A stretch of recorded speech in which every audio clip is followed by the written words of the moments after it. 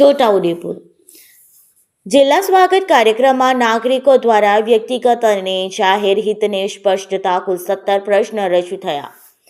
પ્રશ્નોના મૂળ સુધી પહોંચી યોગ્ય તપાસ કરી વહેલી તકે સંતોષકારક નિકાલ લાવવો. કલેક્ટર છોટાઉદેપુર જિલ્લાના નાગરિકોના પડતર પ્રશ્નો અને ફરિયાદોનું પારદર્શક તથા સમયબદ્ધ નિવારણ લાવવાના ઉમદા હેતુથી આજે જિલ્લા સેવા સદનના વિડીયો કોન્ફરન્સ હોલ ખાતે જિલ્લા કલેક્ટર ગાર્ગીચિયાના અધ્યક્ષસ્થાને જિલ્લા સ્વાગત ફરિયાદ નિવારણ કાર્યક્રમ યોજાયો હતો.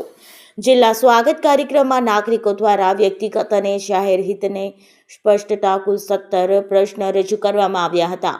વારસાઈ કરવા, રસ્તા પરનું દબાણ દૂર કરવા, નલ સે જળ યોજના, સર્વે નંબર, ખનીજ ચોરી, નેશનલ હાઈવે મધ્યબિંદુથી 40 મીટર અંતર નિયમ, સર્વિસ રોડ બનાવવા, સર્ટિફાઈડ નકલ આપવા, વીજ કનેક્શન, બિનઅધિકૃત તળાવ, ખેતીવાડીને સિંગલ કેસ પાવર રાત્રિ દરમિયાન આપવા, નરેગા જોબ કાર્ડ અને નવા રોડ બનાવવાના પ્રશ્નો રજૂ થયા હતા. કલેક્ટરશ્રીએ તમામ અરજદારોને રૂબરૂ સાંભળ્યા હતા અને જે તે વિભાગના અધિકારીઓ પાસેથી પ્રશ્નોની વર્તમાન સ્થિતિને ઝીણવટભરી વિગતો મેળવી હતી.